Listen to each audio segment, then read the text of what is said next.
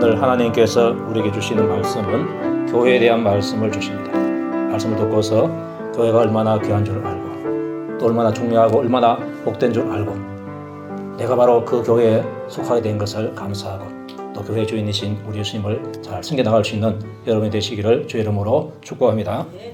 예수님은 이 땅에 오셔서 33년 동안 사시고 이 땅을 떠나서 천국으로 가시게 되었습니다.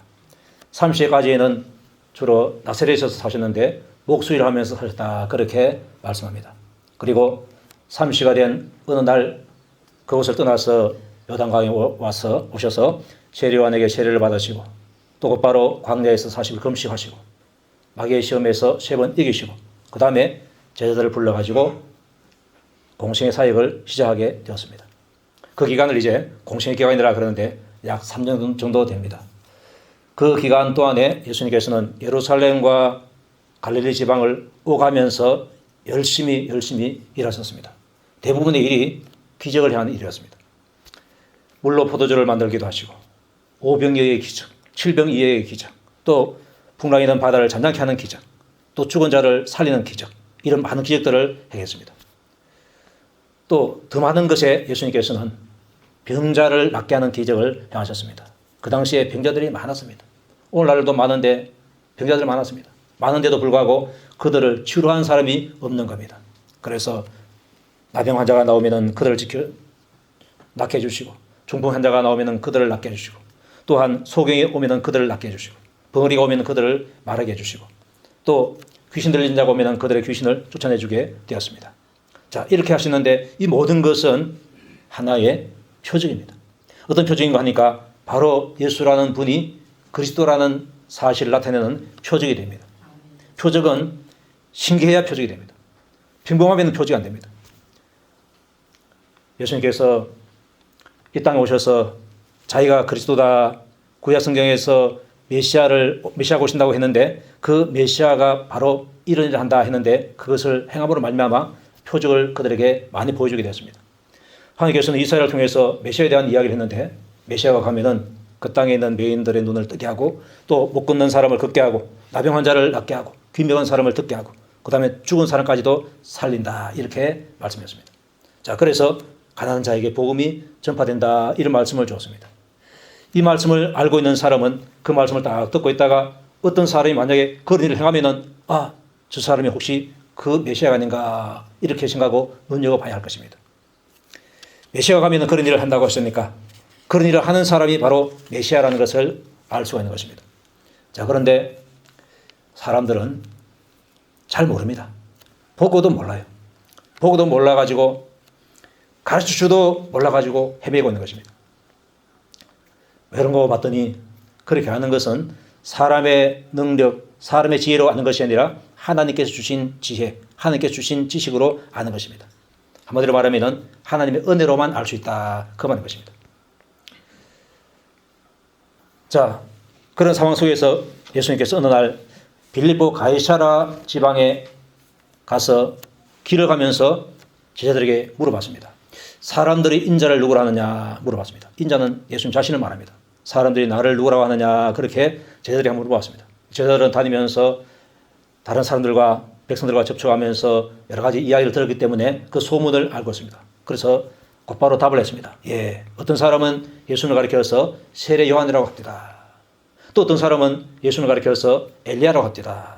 또 어떤 사람은 예수님을 가리켜서 예레미야나 또 선지자 중에 하나라고 합니다. 이렇게 이제 답을 해주게 됐습니다. 왜 이런 답이 나오는가?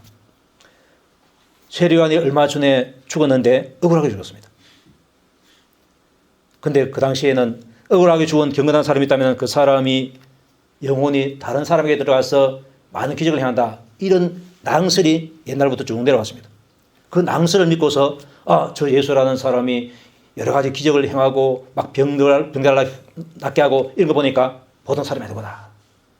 그래서 얼마 전에 죽은 그 세례 요한의 그 영이 억울해가지고 그 속에 들어가지고 지금 막 역사하고 있다. 심지어는 헤롯 왕이 그렇게 생각하게 됐습니다. 저 그리고 또 어떤 사람은 또 엘리야를 그랬습니다. 메시아가 오기 전에 하나님께서 엘리야를 보내주겠다 했는데 저 예수라는 사람이 엘리야가 아닌가.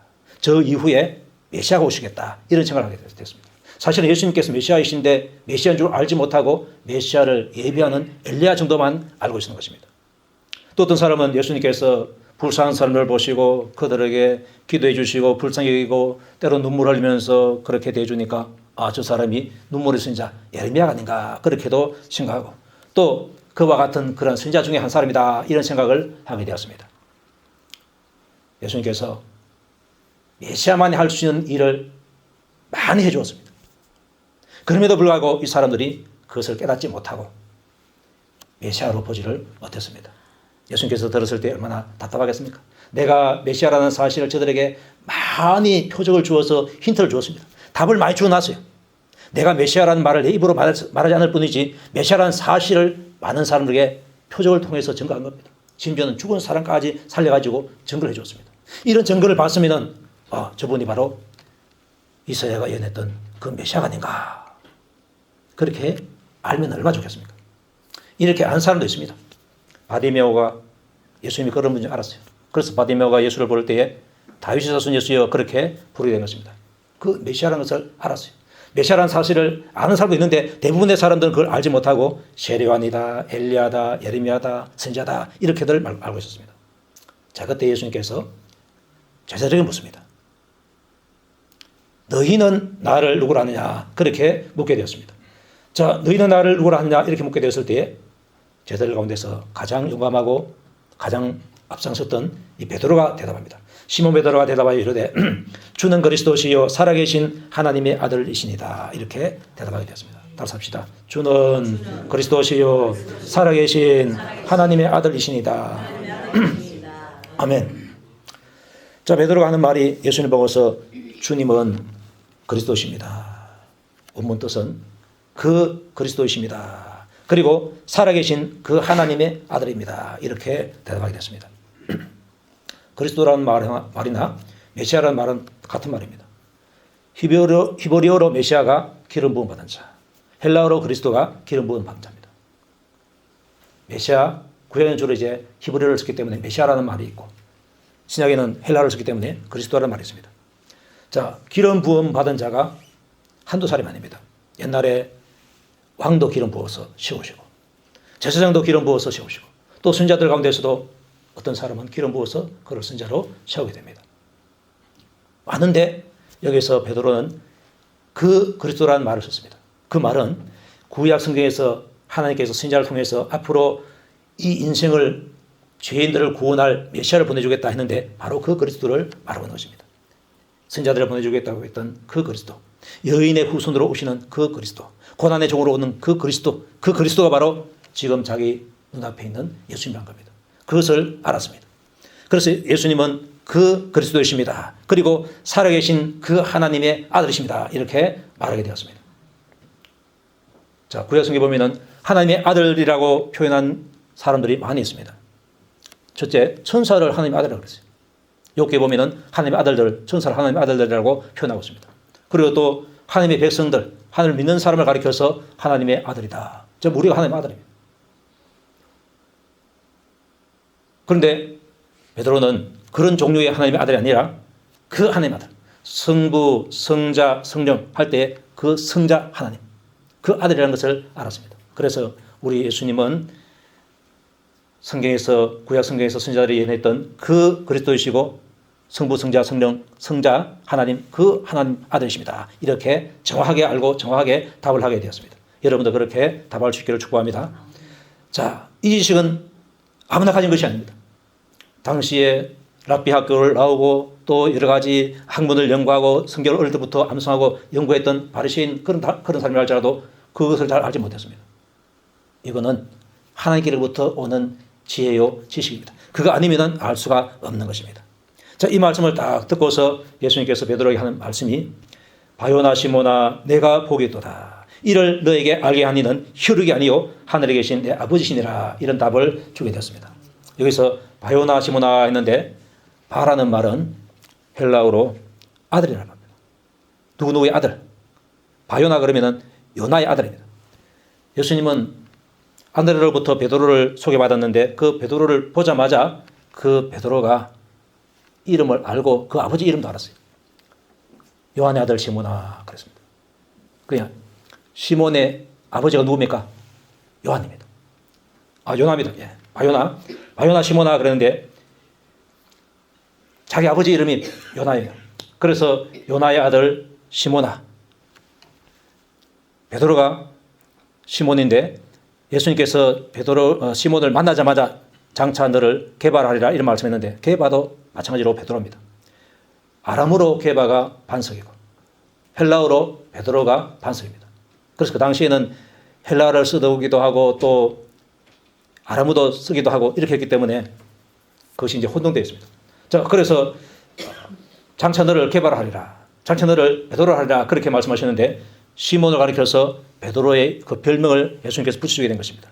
그래서 바요나 시모나, 요나의 아들 시모나, 네가 복이 있도다 그랬습니다. 자, 왜 복이 있는가 하니까 이를 너에게 알게 하니는 혈육이 아니요 하늘에 계신 내 아버지시니라 이렇게 말씀이 되었습니다. 네가 스스로 그것을 알 것이 아니라 하늘에 계신 내 아버지께서 그것을 너에게 알게 하셨다 그 말입니다. 자, 그런데 예수님이 그리스도이시고 살아계신 하나님의 아들이라는 것을 아는 것이 어떻게 해서 복이냐? 그것으로 인해서 얻을 것이 너무나 크기 때문에 복인 줄 믿습니다. 자, 우리가 현재 미국 대통령 바이든이 있는데 바이든에 대해서 내가 잘 알고 있다. 어디서 태어나고 지금 몇 살이고 어떻게 해서 정계에 입문하고 또 뭐 하원 의원이나 상원 의원에 몇 분 당선되고 뭐 이런 모든 것을 내가 알고 있다 합시다. 그거 알아봤자 네가 무슨 복입니까? 아무 복이 없습니다. 또 옛날에 있었던 공자나 명자나 순자나 이런 사람들 내가 그들의 출생부터 끝까지 상세하게 알고 있다 합시다. 그거 알고 있어봤자 내게 뭐 득되는 거 별로 없습니다. 단지 뭐 다른 사람한테 말할 때 뭐 아는 체 않은 거 그것밖에 없습니다. 그걸로 인해서 얻을 수 있는 것은 없습니다.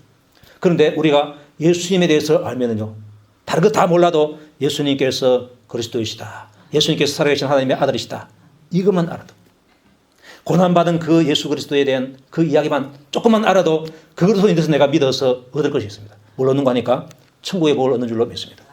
그래서 복이 있는 것입니다. 다른 것은 다 알아가지고 뭐 되게 득될 거 없어요. 그러나 예수에 대해서 알고 그것을 믿기만 하면은 그로 인해서 내가 지옥문에서부터 건져받아가지고 천국에 갈 수 있으니까 그게 큰 복이라는 것입니다. 그걸로 인해서 내가 하나님의 아들 되고 주님의 백성이 되어서 영원한 천국에 갈 수 있기 때문에 그렇습니다. 이 땅에 있는 복은, 이 땅에서 사용되는 복은 많이 받아봤자 내 평생밖에 못 사용합니다. 돈 복을 많이 받았다, 평생 뭐 살다 죽으면 그만입니다. 자식 복 많이 받았다, 뭐 살다가 내 죽으면 그만입니다. 건강의 복을 받았다, 살다가 내 죽으면 그만입니다.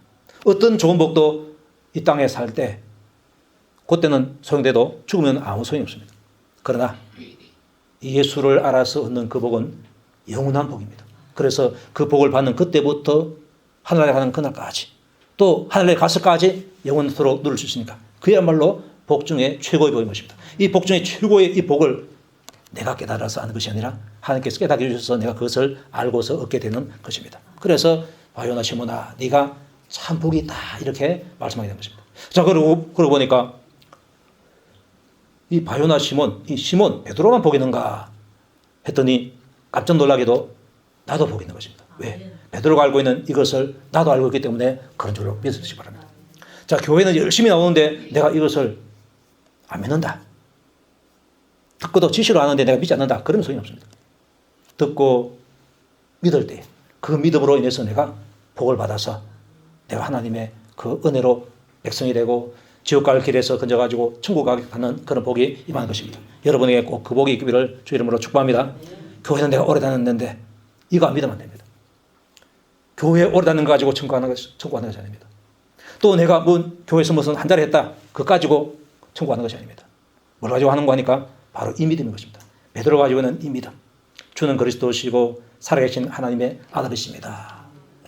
그 그리스도 이 땅에 오셔서 우리 죄인들을 위해서 십자가 지시고 고난받으시고 피 흘려서 우리의 죄를 용서해 주신 그 그리스도, 그 그리스도를 여러분들이 꼭 믿으시기 바랍니다. 이 그리스도를 믿을 때에 나에게 영원한 복, 구원의 복이 있는 것입니다. 죄 용서의 복이 있는 것입니다. 하나님의 복이, 하나님의 아들이라는 복이 있고 천국의 복이 있고 얼마나 큰 복이 있는지 모릅니다. 그래서 이 최고의 복을 이 믿음으로 말미암아 받기 때문에 예수님께서 시몬아 네가 복이 있도다 그렇게 말씀하게 된 것입니다.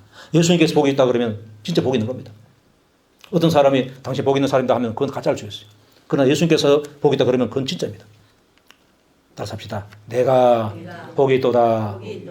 여러분들 예수님께로부터 이 말을 그대로 받을 수 있기를 주 이름으로 축복합니다. 내가 주를 바로 할 때, 예수님 바로 할 때, 예수님이 그리스도시고 살아계신 하나님의 아들이라는 것을 바로 할 때에 예수님께서 너도 복이 있다.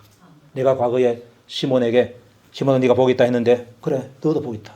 왜 그런지 아느냐? 그 네가 아는 것이 아니다. 하나님께서 너에게 깨닫게 해주셨다. 이렇게 말씀하고 있습니다. 복받은 것이 하나님의 은혜인 줄로 믿으시기를 주의 이름으로 축복합니다. 자, 그런 말씀하시고서 또 말씀하시기를 내가 너에게 이르노니 너는 베드로라. 내가 이 반석 위에 내 교회를 세우리니 음부의 권세가 절대로 이기지 못하리라. 이렇게 말씀하고 있습니다. 너는 베드로라 했는데 시몬을 향해서 너는 반석이다 그 말입니다. 반석인데 내가 이 반석 위에다가 내 교회를 세우겠다. 내 교회를 계속해서 세워나가겠다. 이렇게 말씀하고 있습니다. 자, 그런데 이 반석이 뭐냐 할 때에 설교자들마다 조금씩 다르게들 말하고 있습니다. 어떤 사람은 이 반석이 했으니까 베드로가 방금 주는 그리스도시요 살아계신 하나님 아들이다 이렇게 고백했는데 그 신앙의 고백 위에 교회를 세우겠다. 이런 뜻으로 말하는 사람도 있고 또 이 반석이라는 이 단어가 페트로스인데 이 단어하고 구약 시대에 호렙산에서 이스라엘 백성들이 물이 없을 때에 모세를 향해서 음악했을 때 하나님께서 모세에게 호렙산에 가서 반석을 대해서 서서 너 가진 지팡이로 반석을 쳐라 그랬습니다. 그래서 반석을 쳐서 물을 냈습니다. 두 번째는 반석을 명에서 내라 했는데 첫 번째 반석은 쳐라 그랬습니다. 그게 바로 신약에서 바울이 해석하기를 고난받는 그리스도를 의미한다 그랬습니다. 그래서 여기에서 내가 이 반석이 있는데 이 반석이라는 단어하고 그 호렙산에서의 반석하고 단어가 같은 단어다. 그래서 이 반석은 바로 고난 받으신 그리스도 자신을 의미한다. 이렇게도 말한 것입니다. 자, 이렇게도 말하고 저렇게도 말하는데 근데 이것을 다 종합해 보면 공통점이 있습니다. 반석이 뭐냐? 그랬을 때에 첫 번째 그 반석은 지팡이로부터 매를 맞는 반석입니다. 고난당하는 반석입니다. 예수님의 십자가의 고난을 통해서 되어진 그 믿음이 바로 교회의 기초가 된다. 그 말을 한 것입니다. 베드로가 그 말을 믿었습니다. 베드로가 주는 그 그리스도를 할 때 그 그리스도의 의미가 바로 고난을 다 포함하고 있는 것입니다. 이 말할 때 아마 베드로는 그런 말을 했지만은 예수님께서 십자가에 못 박혀 돌아가시고 매를 맞고 이런 것을 아마 알지 못했을 것입니다. 단지 구약 성경에서 말하는 그 그리스도라는 것은 알았습니다. 그런데 알지 못했지만은 그 그리스도가 어떤 그리스도인가 말할 때 이사야는 미리 예언해 주었습니다. 이사야서 53장에서 우리를 죄 때문에 우리의 허물 때문에 상하시고 찔리시고 징계받으시고 채찍맞으시는 그 그리스도를 말씀해 주었습니다. 그 그리스도입니다. 베드로는 그까지는 알지 못하고 고백했지만은 그러나 사실은 그 그리스도가 바로 고난받는 그리스도. 우리 죄를 대신 짊어지시고 징계받아서 십자가에 못 박혀서 죽으시고 채찍맞으시는 그 그리스도를 의미하고 있는 것입니다. 그래서 그 그리스도를 믿는 그 믿음 위에 예수님께서 교회를 세우시겠다 이렇게 말씀하고 있습니다. 그래서 우리 예수 믿는 사람들은 베드로와 똑같은 고백을 우리가 해야 됩니다. 우리 예수님은 바로 고난받으시고 채찍맞으신 그 그리스도이시구나. 그 그리스도를 믿는 믿음을 내가 가져야 내가 교회의 일원이 될 수가 있는 것입니다. 자, 그래서 교회는 예수님을 믿는 믿음 위에 서게 되는데 그 예수님을 믿는 믿음이 어떤 것이냐. 예수님은 메시아이시다. 그리스도이시다. 하나님 아들이시다. 그런데 그분은 십자가를 지신 분이시다. 고난받은 분이시다. 이렇게 믿는 것입니다. 따라서 합시다. 예수님은 메시아이시다. 예수님은 십자가를 지신 분이시다. 장차 보내실 그 그리스도. 그 메시아는 하나님의 아들이시다. 그런데 그분이 십자가를 지신다. 왜? 너희들의 죄 때문에. 내 죄 때문에. 내 죄 때문에 내 허물 때문에 예수님께서 상하시고 찔리시고 징계받으시고 채찍 맞으시게 됩니다. 그 그리스도를 내가 믿는 것입니다. 이 믿음 위에 교회가 세워진다. 자, 교회라는 간판은 붙어 있는데 예수님에 대한 이런 믿음이 없다 그러면은 그거는 진짜 교회가 아닙니다. 여호와의 정인이 있는데 그들은 교회라는 이름 안 붙여놨어요. 여호와의 정인의 왕국 회관이다 이렇게 보지 않았어요. 자기들은 아마 그것도 교회라고 그럴 겁니다. 그러나 그것은 예수를 그렇게 믿지 않기 때문에 가짜입니다. 또 요즘 신천지 말하는데 정식 명칭은 신천지 예수교 정거장막 성지회라 됩니다. 교회는 이름 안 붙여놨어요. 그러나 약으로는 이제 신천지 예수교회라고 저들이 말합니다. 어쨌든 그네들은 어떤 명칭을 붙였든 간에 참 교회가 아닌 것입니다. 가짜 교회입니다. 이단자들이 세운 교회. 명칭이 마지막에 암흑의 교회라고 해놔도 그 가짜입니다. 도시에 있든지 시골에 있든지 섬에 있든지 그 교회가 규모가 크든지 작든지 새로 지었든지 오래된 것이든지 상관없이 그 교회 건물에 있는 사람들이 예수를 믿음으로 바로 고백하면 그게 바로 진짜 교회가 되는 것입니다. 북한에도 교회가 있다고 그래요. 평양에 칠골 교회도 있고 봉수교회도 있다고 그래요. 그런데 거기는 김일성이를 믿지 그를 하나님을 믿는다는 겁니다. 예수를 안 믿어요. 가짜입니다. 우리는 참된 교회가 되어야 되고 참된 신앙 고백할 수 있는 그런 사람이 되어야 되는 것입니다. 참된 교회는 예수님을 주로 인정하고 또 예수님을 그리스도 하나님의 아들로 인정하고 고백하는 것입니다.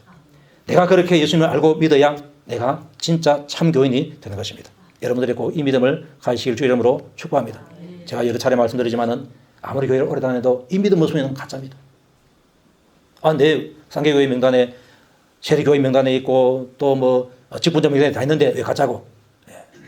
그거는 형식적이고 진짜는 여러분의 마음속에 예수를 바로 믿는 믿음이 있어야 된다 그 말인 것입니다. 그 믿음 없으면 아무리 신학 교수를 할지라도 아무리 목사를 할지라도 아무 소용이 없는 거죠. 여러분들 예수님을 바로 믿으시기 바랍니다. 주는 그리스도시요 살아계신 하나님의 아들이십니다. 그 그리스도가 어떤 그리스도냐? 나를 위해서 십자가를 지신 분이시다. 그리고 한 가지 더 못해가지고 사흘 만에 다시금 부활하신 분이시다. 이렇게 믿으면 되는 것입니다. 그래서 교회를 말하면 이렇게 믿는 자들의 모임이 바로 교회인 것입니다. 그래서 한마디로 말하면 이제 간단하게 말하면 신자들의 모임이다. 따라서 합시다. 교회는 신자들의 모임이다. 신자들의 모임인데 어떤 신자인가 하니까 예수님을 그리스도로 믿고 그 그리스도가 바로 나를 위해서 십자가에서 못 박아서 돌아가셨다. 피 흘려서 돌아가셨다. 이것을 믿는 것이 바로 믿음인데 이 믿음을 가진 자들의 모임이 바로 교회라는 것입니다. 자, 그런데 우리는 어릴 때부터 자라날 때에 교회를 보고 자랐습니다.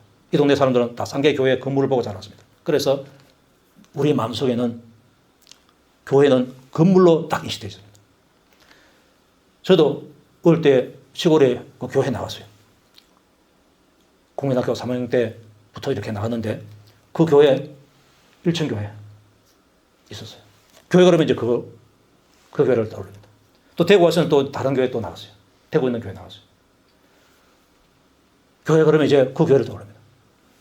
자, 그러다가 신학교에 갔는데 신학교 수업 시간에 하는 말씀이 교수님 하는 말씀이 교회는 건물이 아니라 이 신자들의 모임이다. 이렇게 가르치는 겁니다. 그 맨 처음에 이 배웠을 때 매치가 안 되더라고요. 늘 한 27살 정도까지 늘 교회를 건물로 생각해 왔는데 갑자기 신학교 교수님이 그 건물이 교회가 아니고 그 건물에 모이는 그 신자들의 모임 그 자체가 바로 교회다 하니까 이 매치가 안 되는 겁니다. 알기는 건물로 알고 있는데 그렇게 말한 겁니다. 근데 내가 경험으로 아는 것 가운데서 맞는 것도 있지만 틀린 것이 있습니다. 그 틀린 것이 바로 그런 겁니다.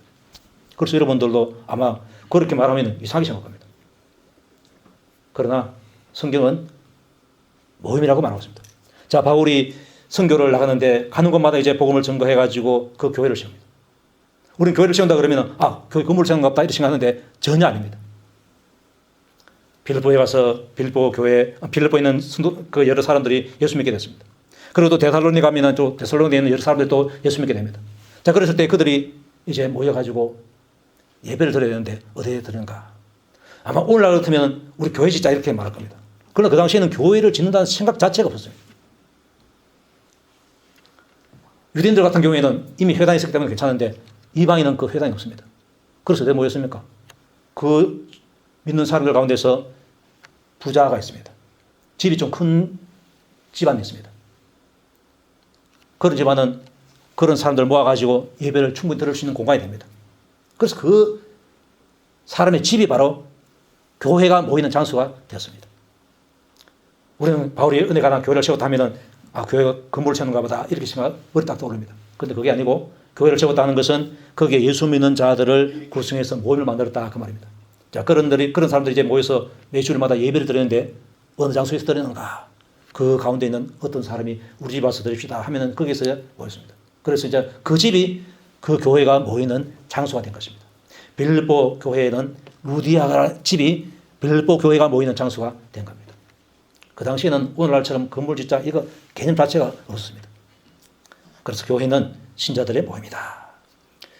자, 우리나라에도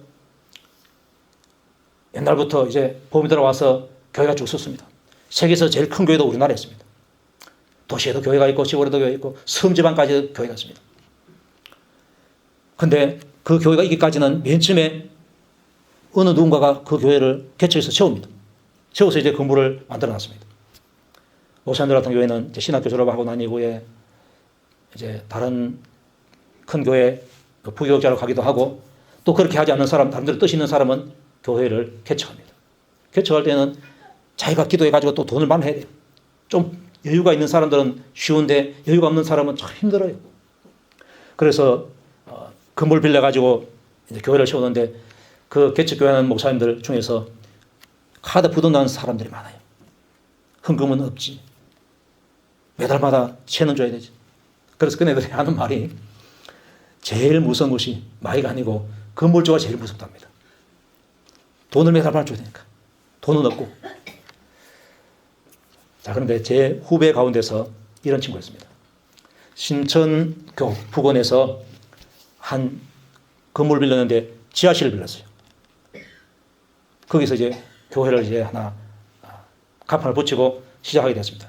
자기 부인이 고등학교 교사를 했기 때문에 생활에는 뭐 어려움이 없었어요. 근데 지하라다 보니까 여름 되니까 습기가 많이 차요. 제가 그 교회 몇 번 가봤는데 늘 제습기를 타나요. 그 교회에 이제 전도해가지고 청년들 며칠 출석을 했는데 이 청년들은 식자백입니다. 그럴 때 교회 다닌 적도 없어요. 그러다 보니까 주일날 뭐 교회 나오라고 그래도 무슨 일이 있으면 갑부리가 안 나오고 합니다. 그럴 때마다 얼마나 화가 나겠습니까? 얼마 없는 그 사람마저 다 가고 없으니까 화가 나가지고 수시로 이런 말 했어요. 여러분들 자꾸 교회 안 나오고 이렇게 말 안 들으면은 내 교회 접어본다 이랬어요. 교회 접어본다. 교회 접는다는 말이 무슨 말입니까? 교회 그만둔다 그 말입니다. 부닫아본다 그 말입니다. 자, 그 말 하면은 청년들이 듣고 아이고 목사님 그렇게 우리 때문에 속상하니까 내가 좀 정신 차리고 신앙생활 좀 잘해야지 이런 생각하면 얼마나 좋겠습니까? 잔소리 한다고 해서 변화된 게 아닙니다. 그러다 보니까 이제 매주마다 이제 접분다 이 소리를 하게 된 겁니다. 자, 그런데 그 소리를 거기에 있는 청년들만 듣고 어떤 분은 안 들었어야 좋던데 어떤 분은 들었어요. 누군지는 조금 있으면 알게 됩니다. 어느 날 금요 기도회 때 이제 혼자서 기도를 하고 있는데 갑자기 배가 아프더랍니다. 배가 아프더니 막 온몸이 막 견딜 수 없을 정도로 아프더랍니다. 그 아프면 목사님들은 뭐라고 하겠어요? 주여 좀 낫게 해주십시오. 막 그렇게 할 겁니다. 그러면 하고 있는데 갑자기 어떤 음성이 들어갑니다. 네가 교회를 짓겠다고? 이 교회가 네 거냐? 그렇게 말합니다. 깜짝 놀란 것입니다. 그래가지고 막 아픈 데다가 그 소리 들었지 막 그래갖고 뭐 어떻게 견딜 수 없어갖고 막 교회 그 벽을 갖다가 막 대가지고 막 헤매면서 그렇게 해결했답니다. 새벽까지. 제가 며칠 후에 그 친구를 봤거든요. 얼굴이 헬스합니다. 표시가 나요, 표시가 나. 얼마나 고생했던지. 그 목사님 그때 이 교회가 내가 세웠지만은 내가 주인이 아니고 누가 주인이시라고요? 예수님 주인이시는 확실하게 아는 겁니다. 자기가 돈 내가지고 교회 구하고 장소 구하고 또 간판 자기 이름도 자기 교회 이름도 생각해갖고 하고 간판점에 가서 간판 좀 주문해가 하고 다 이렇게 해갖고 했는데 그 자기가 한 것처럼 느껴집니다. 왜? 자기가 했으니까. 그런데 자기가 했다고 생각되는데 그러나 자기가 한 것이 아니라 그 주님이 하신 거죠. 주님께서 뭐라고 말했습니까? 내 교회를 세우리니 예수님께서 말씀하시기를 교회를 가르쳐서 내 교회다 했고 그 교회를 세우는 자가 누굽니까? 내가 세운다 그랬습니다. 따라서 합시다. 교회는 예수님의 교회다. 교회는 예수님이 세우신다. 이걸 이제 그 친구는 그때 절실하게 깨달은 것입니다. 근데 이제 그 친구는 참 복이에요. 그렇게 깨달았으니까 다시는 자기가 주님 노릇을 못합니다. 다시는 저보다 이 소리를 못합니다. 안 돼도 주님께서 그만두라 하면 그만뒀지 자기는 그만둘 수 없는 겁니다. 근데 이런 경험이 있는 사람이 그렇게 많지는 않습니다. 어떤 사람은 자기가 돈을 내서 개척하기 때문에 내 교회다 하면서 자기 마음대로 하는 사람도 있습니다. 그런 사람 들어보면 목회 편하다 그래요. 내 마음대로 하니까. 근데 그게 편한 게 아닙니다. 주님이 들으시면 내 놈 이렇게 할 겁니다. 자, 제가 이 말씀을 준비하면서요, 제가 깜짝 놀란 것이 있습니다. 또 두려운 것이 있습니다. 지금 제가 설교하면 여러분들만 들어야 됩니다. 근데 이 교회의 진짜 주인이신 예수님도 지금 어디서 뒤에서 듣고 있는지 옆에서 듣고 있는지 앞에 앉아서 듣고 있는지 모르겠는데 하여튼 듣고 있습니다. 아니, 내가 이 증거하는 이것이 이 말씀하고 다르면 얼마나 내가 부끄럽겠는가. 흔히 공자 앞에서 문자 쓰고 번데가 와서 적는다 이런 말이 있는데, 아이고, 나보다도 더 잘 아시는 분이 있는데 그 나보다 저분들보다도 모르는 내가 말하면 내가 얼마나 부끄럽습니까? 나보다 모르는 사람이 있어야지 큰 소리 치는데 나보다도 훨씬 잘하시고 말씀을 주신 그분이 지금 제 설교를 듣고 있으니까 참 두렵다는 생각이 됩니다. 방금 여러 가지 해석을 했는데 이게 맞는지 안 맞는지 내 딴에는 맞는다고 생각했지만 그러나 주님 보실 때 아니다 이렇게 말할 수 있는 겁니다. 그래서 조심해야 되겠다. 주님께 더 기도하고 주인에게 더 많이 물어야 되겠다 그런 생각을 해봅니다. 너는 베드로다. 내가 이 반석 위에 내 교회를 세우고 있다. 교회는 예수님께서 쓴 줄로 여러분들이 믿으시기 바랍니다. 주님의 뜻을 따라서 하는 겁니다. 그때 우리는 종입니다. 그래서 우리 가운데서 어느 누구라도 내가 이 교회 주인 아이가 이런 마음이 있으면 저주받을 마음입니다. 즉시 회개해야 됩니다. 이 목사님처럼 자기가 돈 내가지고 얻고 했기 때문에 누가 보탠 것도 아니고 자기 마누라가 벌어온 거 그거 가지고 모아가지고 했기 때문에 자기 겁니다. 자기 거. 그래서 누가 봐도 자기 거라고 생각됐는데 주인이신 예수님께서 그거 네 거냐 네 거냐 내 거다는 것입니다. 근데 따지고 보면은 교회도 우리 예수님 거, 우리 가정도 예수님 거, 내 생명도 우리 예수님 거, 우리 남편, 우리 자녀들도 우리 부모님도 다 예수님 것입니다. 모든 것이 우리 주님 것인 줄 여러분들이 믿으시기 바랍니다. 모든 것이 주님이 있기 때문에 우리는 주님께로 우리 마음을 다 향하겠습니다. 우리는 그분의 뜻에 따라서 내가 한 걸음 한 걸음 나아가겠다. 내 마음대로 하다가는 큰일 난 줄로 알아야 됩니다. 자, 그리고 이런 말씀합니다. 음부의 권세가 이기지 못한다 했는데 원문에는 강조가 되어 있습니다. 음부의 권세가 절대로 이기지 못한다 이렇게 되었습니다. 자, 교회의 권세는 사람을 살리는 것입니다. 죽은 영혼이 들어와서 하나님 말씀을 들었을 때 그것이 생명이 되어가지고 살려서 산 영혼 되는 것입니다. 이게 바로 살리는 교회의 권세인데 이 교회의 권세를 음부의 권세는 죽이는 것입니다. 이 죽이는 권세가 이기지 못한다. 이기지 못하는데 절대로 이기지 못한다 이렇게 말합니다. 비교도 안 된다 그렇게 말씀하고 있습니다. 그 증거가 예수님께서 사망 권세를 깨뜨리시고 부활하신 것입니다. 예수님께서 십자가에 죽으셨습니다. 무덤에 내려갔습니다. 그러나 예수님의 권세가 크기 때문에 이 사망의 권세를 깨뜨리시고 부활하신 것입니다. 그래서 부활의 의미가 바로 사망의 권세를 깨뜨리신 것입니다. 깨뜨리시기 때문에 오늘날 우리가 예수 믿을 때 내가 죽었지만은 다시 앞으로 예수님께서 오실 때 부활한다. 이 신앙을 가지고 있는 것입니다. 그래서 교회의 권세는 음부의 권세를 훨씬 이기는데 죽은 영혼을 살린다. 그래서 음부의 권세가 교회에 살아있는 그 영혼을 끄잡아내가지고 죽을 수 없다. 그 말입니다. 반대입니다. 음부의 권세 마귀가 잡고 있는데 그 마귀에게 있는 그 수중에 있는 자들을 교회의 권세가 와서 복음을 전해가지고 끌어내가지고 그를 살린 것입니다. 이 권세가 하나님께서 우리 예수님께서 교회에다가 주게 된 것입니다. 너무나 큰 권세입니다. 죽은 자를 살리는 권세가 교회의 권세인 줄 여러분들이 믿으시기 바랍니다. 이 권세를 우리가 가지고 있는 것입니다. 말씀을 듣고서 그 말씀 전할 때 그 말씀이 그런 역사를 일으키게 되는 것입니다. 그래도 예수님께서 하신 말씀이 내가 천국에 그 열쇠를 너에게 주겠다. 내가 땅에서 무엇이든지 매면은 하늘에서도 매일 것이고 내가 땅에서 풀면은 무엇이든지 풀면은 하늘에서도 풀리리라 이렇게 말씀하고 있는데 여기에 대해서는 아마 언젠가 또 말할 기회가 있을 것입니다. 오늘 주님께서 우리에게 주신 말씀 교회는 어떤 건물이 아니라 또 어떤 장소가 아니고 신자들의 모임 자체가 교회다. 어떤 신앙관이니까 예수를 그리스도로 믿고 그 그리스도가 바로 어떤 분이냐? 나를 위해서 십자가에서 피 흘려서 죽으신 분이다. 이런 그리스도를 믿고 고백하는 사람. 이들이 모인 곳이 바로 교회라는 것입니다. 우리 성도들 한 사람 한 사람이 그것을 믿고 있다면 그 모임 자체가 바로 진짜 교회가 되는 것입니다. 이 교회 구성원이 된 사람이 알 것은 교회의 주인은 예수님이시다. 교회를 세우신 분 예수님이시고 교회 주인은 예수님이시다. 여러분들이 이 말을 꼭 귀담아 들으시기 바랍니다. 그리고 교회 권세는 사람을 살리는, 죽은 자를 살리는 권세가 있다는 것을 아시고 감사하고 또 그 권세를 여러분들이 마저 누리면서 살아갈 수 있기를 주의 이름으로 축복합니다. 다시 한번 기도하겠습니다. 기도할 때